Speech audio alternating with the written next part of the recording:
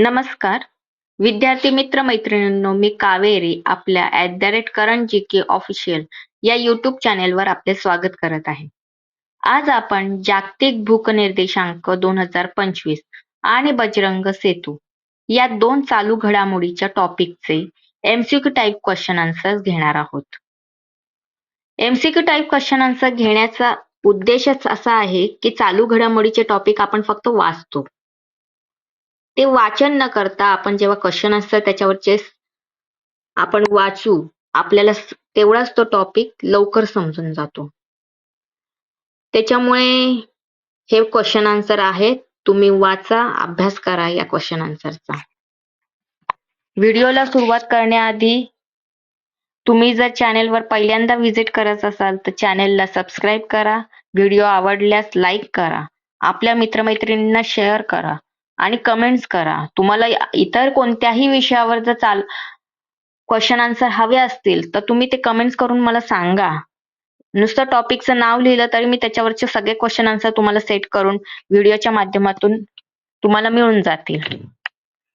चला मग आता आपण MCQ टाइप क्वेश्चन आन्सरला सुरुवात करूया.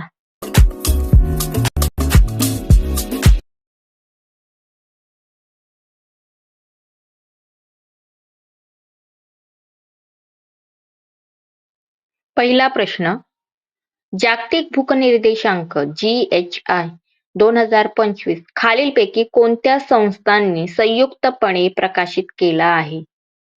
A. युनायटेड नेशन्स आणि World Health Organization WHO. B. Food and Agriculture Organization. C. Concern Worldwide, Ireland आणि Welthungerhilfe, Germany. D. World Bank आणि इंटरनॅशनल मॉनिटरी फंड. या प्रश्नाचं बरोबर उत्तर आहे C. Concern Worldwide, Ireland आणि Welthungerhilfe, Germany. जागतिक भूक निर्देशांक GHI 2025 हा कन्सर्न वर्ल्ड वाईड, आयर्लंड आणि वेल्थुंगर हाईब, जर्मनी या संस्थांनी संयुक्तपणे प्रकाशित केला आहे. पुढचा प्रश्न, जागतिक भूक निर्देशांक 2025 मध्ये भारताचा क्रमांक किती आहे? A. 101, B. 98, C. 102, D. 116. या प्रश्नाचं बरोबर उत्तर आहे C. 102. जागतिक भूक निर्देशांक 2025 मध्ये भारताचा क्रमांक हा 102 आहे. पुढचा प्रश्न, जागतिक भूक निर्देशांक 2025 नुसार भूक पातळीच्या आधारावर भारताला कोणत्या श्रेणीत ठेवले गेले आहे? A. मध्यम, B. कमी, C. गंभीर, D. धोक्याची घंटा. या प्रश्नाचं बरोबर उत्तर आहे C. गंभीर. जागतिक भूक निर्देशांक 2025 नुसार भूक पातळीच्या आधारावर भारताला गंभीर श्रेणीत ठेवले गेले आहे. नेक्स्ट क्वेश्चन, जागतिक भूक निर्देशांक 2025 मध्ये समाविष्ट असलेल्या एकूण देशांची संख्या किती आहे? A. 136, B. 121, C. 116, D. 123. या प्रश्नाचं बरोबर उत्तर आहे D. 123. जागतिक भूक निर्देशांक 2025 मध्ये समाविष्ट असलेल्या एकूण देशांची संख्या 123 एवढी आहे. पुढचा प्रश्न, जागतिक भूक निर्देशांक 2025 मध्ये सर्वात शेवटचा सर्वात वाईट कामगिरी क्रमांक असलेला देश कोणता आहे? A. Yemen, B. Somalia, C. दक्षिण Sudan, D. Central African Republic. या प्रश्नाचं बरोबर उत्तर आहे D. सोमालिया. जागतिक भूक निर्देशांक 2025 मध्ये सर्वात शेवटचा सर्वात वाईट कामगिरी क्रमांक असलेला देश हा सोमालिया आहे. पुढचा प्रश्न, जागतिक भूक निर्देशांक 2025 मध्ये भारताचा GHI स्कोर किती नोंदवला गेला आहे? A. 21.8, B. 27.3, C. 19.7, D. 25.8. या प्रश्नाचं बरोबर उत्तर आहे D. 25.8.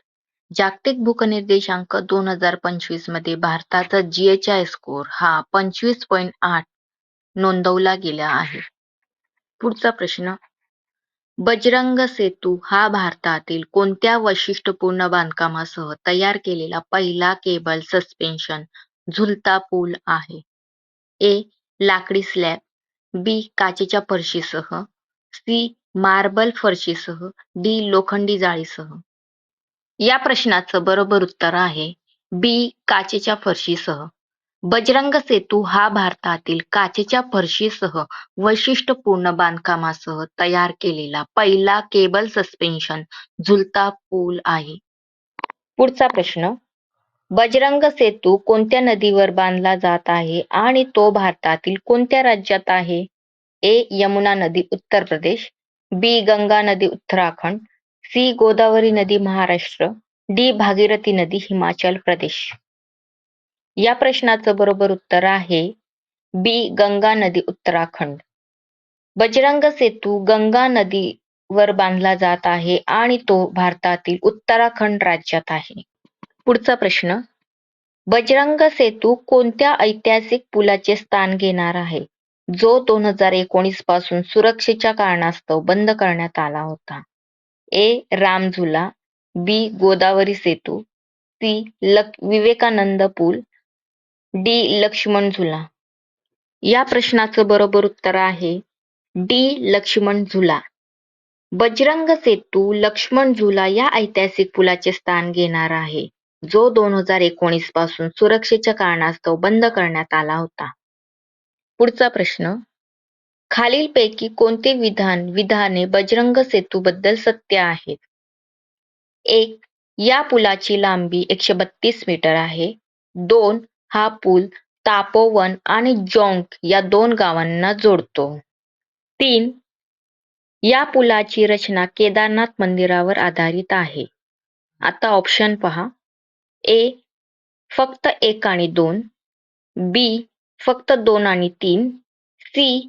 फक्त 1, डी. 1, 2 आणि 3. या प्रश्नाचं बरोबर उत्तर आहे डी.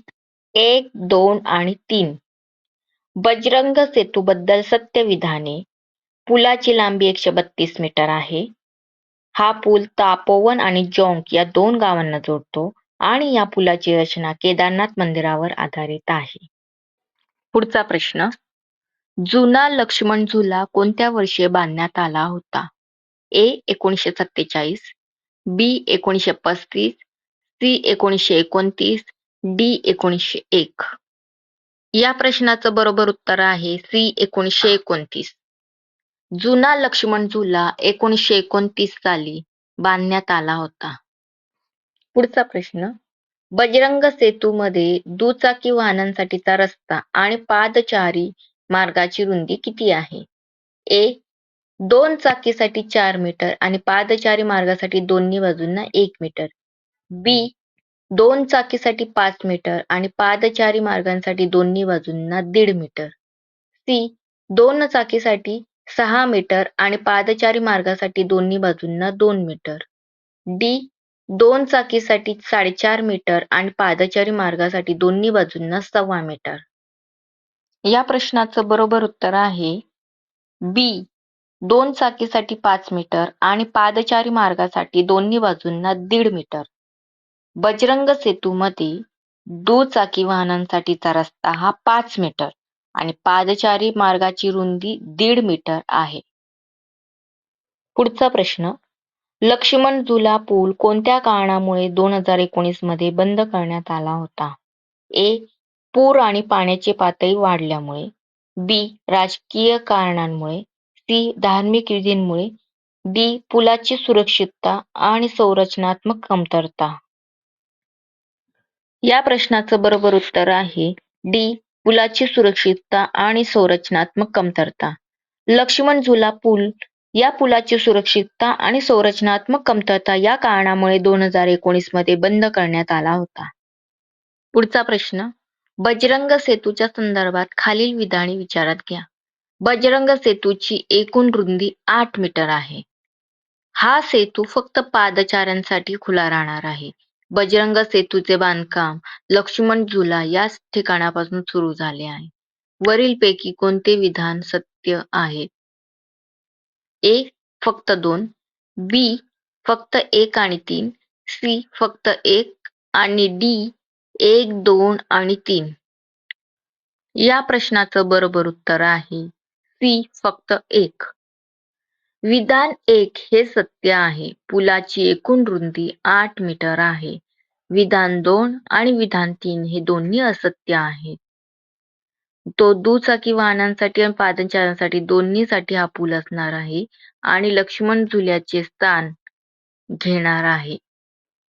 पुढचा प्रश्न. लक्ष्मण झुल्याबद्दल खालीलपैकी कोणती विधाने बरोबर आहेत? ए. तो 1947 मध्ये बांधला गेला. बी. तो पूर्णपणे काचेच्या फरशीचा पूल होता. सी. तो ऋषिकेश, उत्तराखंड येथे गंगा नदीवर होता. डी. तो राम झुल्याचे जुने नाव होते. या प्रश्नाचं बरोबर उत्तर आहे सी. तो ऋषिकेश, उत्तराखंड येथे गंगा नदीवर होता. लक्ष्मण झुल्याबद्दल तो ऋषिकेश, उत्तराखंड येथे गंगा नदीवर होता हे विधान बरोबर आहे. पुढचा प्रश्न. बजरंग सेतू हा उत्तराखंडमधील कोणत्या 2 गावांना जोडतो? ए. हरिद्वार आणि लक्ष्मण झुला. बी. देवप्रयाग आणि रुद्रप्रयाग. सी. तापोवन आणि जौंक. डी. बद्रीनाथ आणि केदारनाथ. या प्रश्नाचं बरोबर उत्तर आहे सी.